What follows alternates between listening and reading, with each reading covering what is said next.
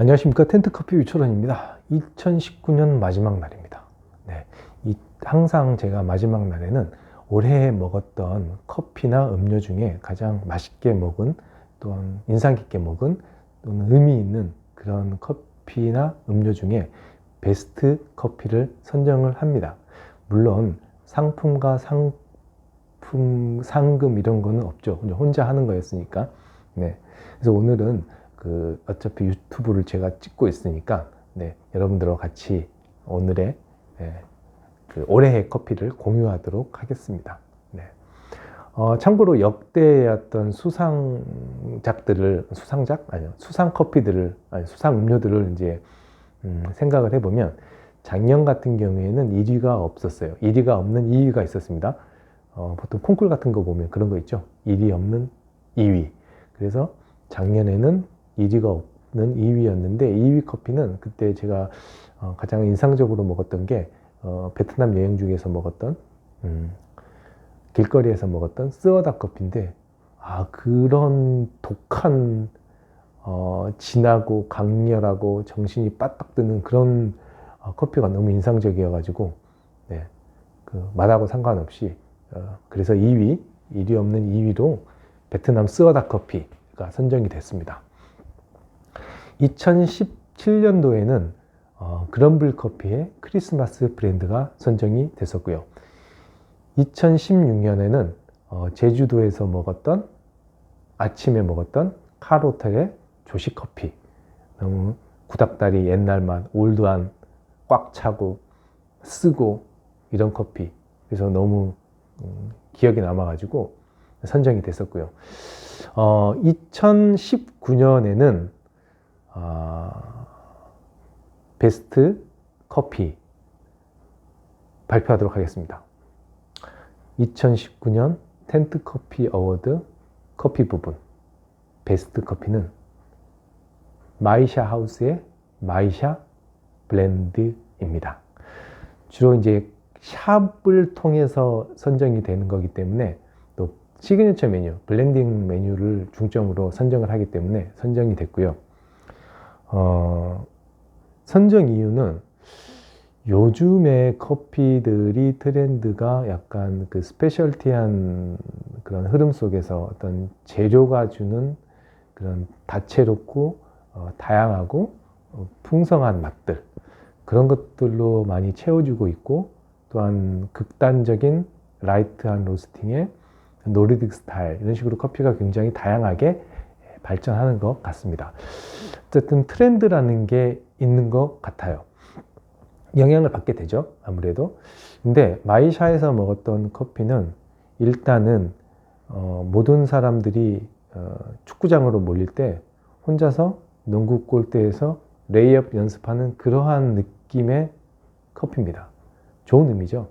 그러니까 내가 무엇을 좋아하는지 알고, 내가 가야 될 방향을 알고, 뚝심 있게 그냥 오랫동안 준비된 사람이 제 갈 길 가는 느낌, 장인정신, 그런 것들을 느낄 수가 있었습니다.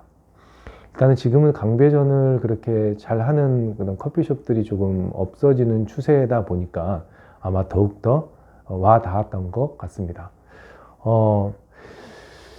어쨌든 마이샤에서 먹었던 블렌딩은 어떤 의미였냐면요, 포기할 줄 아는 어떤 느낌을 가질 수가 있었어요.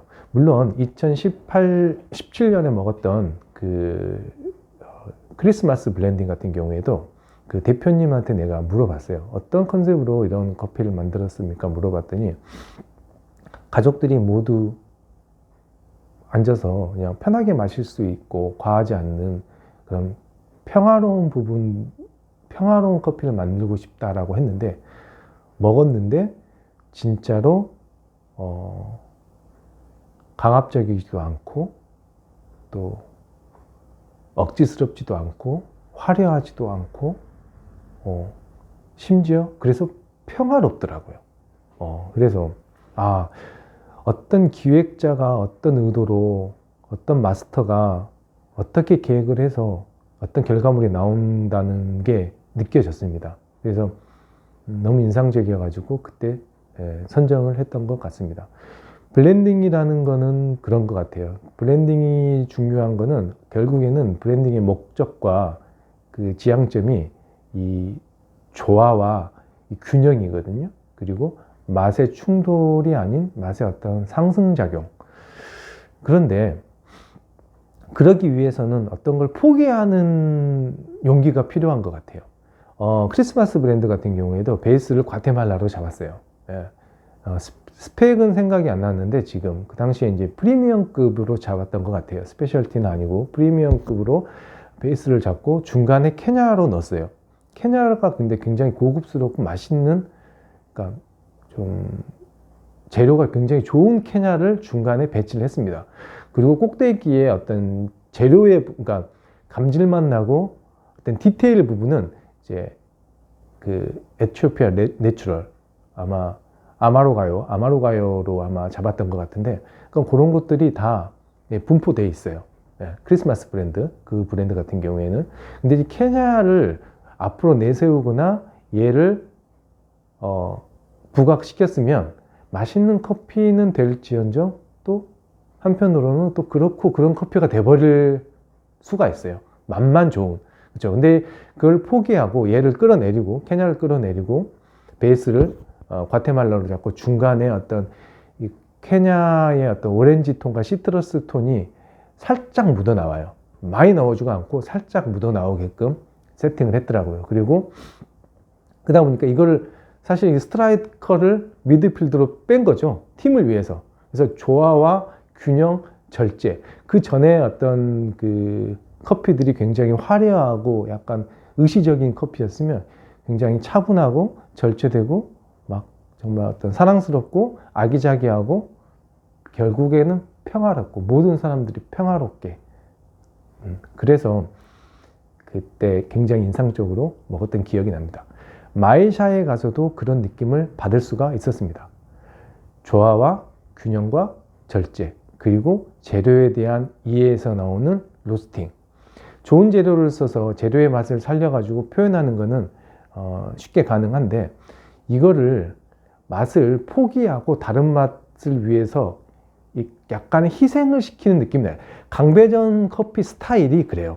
강배전을 하게 되면 많은 것을 잃게 됩니다. 하지만 잃은 것 중에서도 그 맛을 추구하기 위해서 그 바탕이 돼버리는 거예요. 그러한 좋은 맛들이. 그러니까 묻어나요. 재료가 상당히 신경을 많이 썼던 걸로 기억이 나요. 그래서 그런 것들이 강배전으로 왔을 때 표현되는 그런 상승작용이 있었던 것 같아요.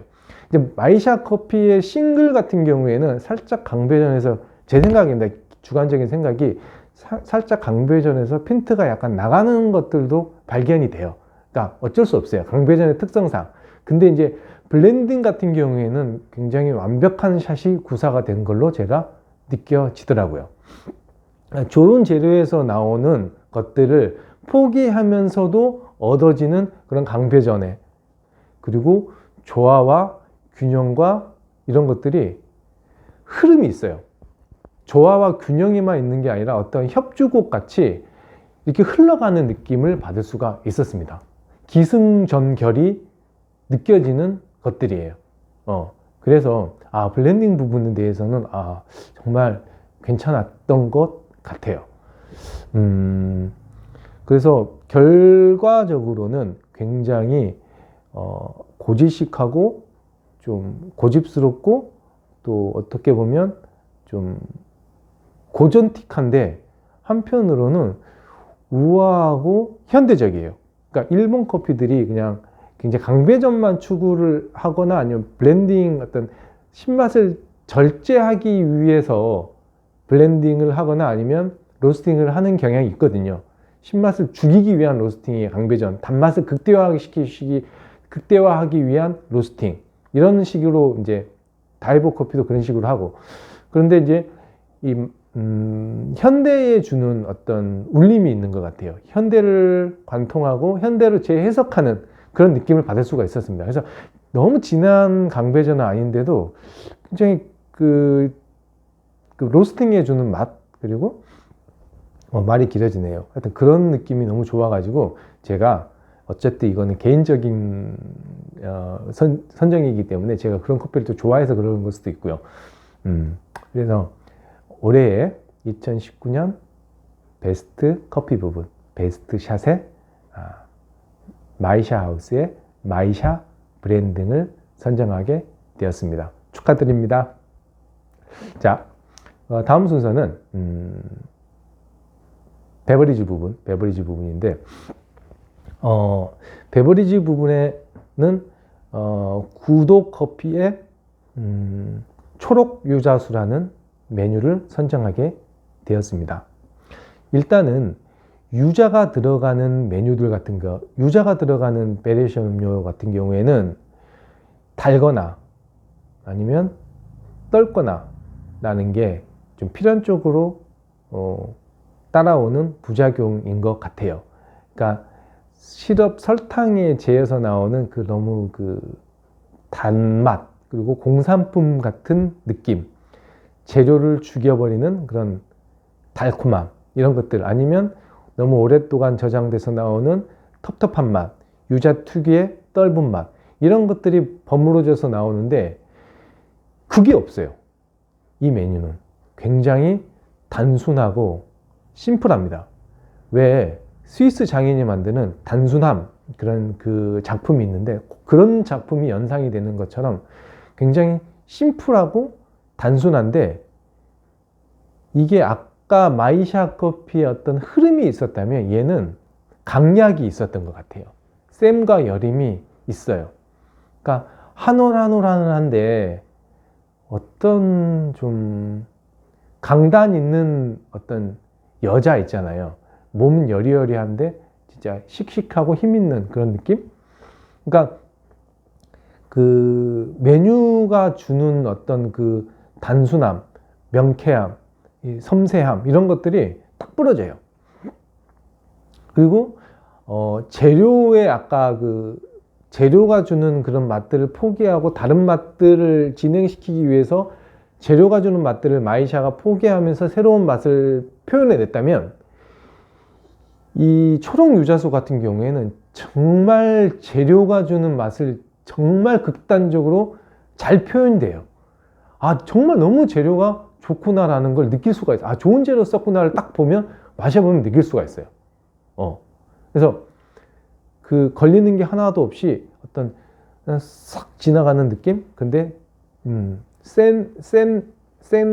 센과 약 강약이 있는 그런 터치감, 재료가 주는 터치감이 상당히 훌륭했어요. 네, 좀 감동적이었습니다. 네, 좀 감정적으로 말해가지고 너무 좀 감동을 먹었던 것 같아요. 네, 그래서 그 잔이 주는 그런 청량함, 잔 세팅, 주변 분위기, 그 가게가 주는 그 로고랑 딱 어울리는 단순하고 명료하면서도 청아하면서도 하여튼 너무너무 맛있게 먹었던 기억이 납니다. 자, 베버리지 부분 베스트 컵, 구도커피의 등촌동에 위치한 구도커피의 초록 유자수로 선정하였습니다. 축하드립니다. 자, 2019년 베스트 샷을 선정했고요. 2020년도에도 여러분 새해 복 많이 받으시고 하시는 일 진짜 잘 됐으면 좋겠습니다. 텐트커피 많이 사랑해 주시고요. 네, 감사드립니다. 네.